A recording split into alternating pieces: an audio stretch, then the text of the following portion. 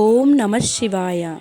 నా ప్రియమైన భక్తులారా, ఈ సంవత్సరంలో అత్యంత పవిత్రమైన రాత్రి ఏదో తెలుసా? అదే మహాశివరాత్రి.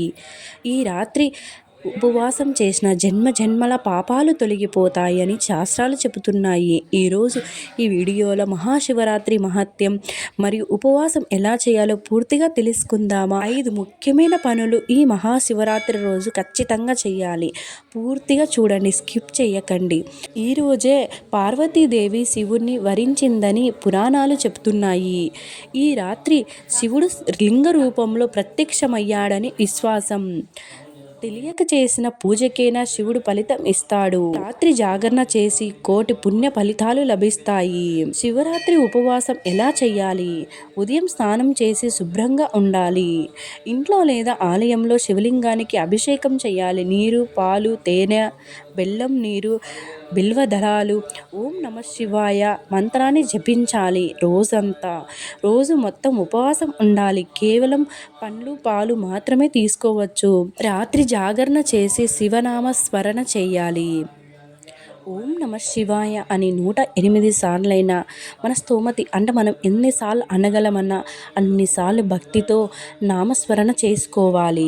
శివరాత్రి రోజున 5 ముఖ్య పనులు చేస్తే మీ జీవితంలో అద్భుత మార్పులు వస్తాయో తెలుసా? ఓం నమ శివాయ. ఈ పవిత్ర రాత్రి శివుని అనుగ్రహం పొందాలంటే తప్పక చేయవలసిన 5 ముఖ్య పనులు ఇవే. నా ప్రియమైన భక్తులారా, శివభక్తులారా, తప్పక చూడండి. శివరాత్రి అనేది శివునికి అత్యంత ప్రీతికరమైన రోజు. ఈ రోజు భక్తితో చేసే పూజలకు కోటి రెట్లు ఫలితం ఉంటుంది.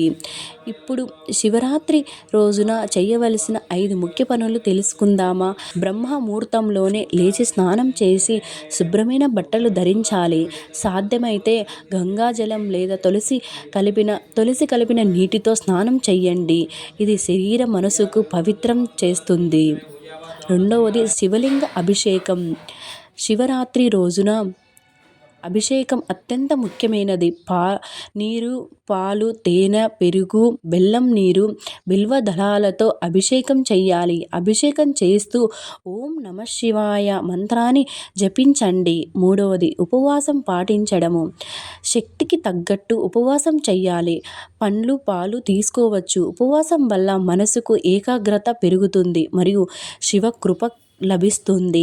నాలుగవది రాత్రి జాగరణ, నామస్మరణ.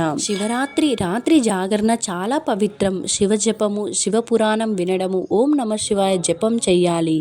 ఈ రాత్రి జపం చేస్తే కోటి పుణ్య ఫలితం లభిస్తుందని పురాణాలు చెబుతున్నాయి. ఐదవది దానం, సేవ. అన్నదానం లేదా అవసరమైన వారికి సాయం చేయాలి. పరులకు చేసిన సేవ శివుడికి అత్యంత సంతోషకరంగా ఉంటుంది. నా ప్రియమైన శివభక్తులారా, ఈ 5 విషయాలు భక్తితో చేస్తే శివుని అనుగ్రహం తప్పకుండా మీపై లభిస్తుంది. ఈ చిన్ని వీడియో మీకు నచ్చితే ఒక చిన్న లైక్ చేయండి, షేర్ చేయండి, సబ్స్క్రైబ్ చేయండి.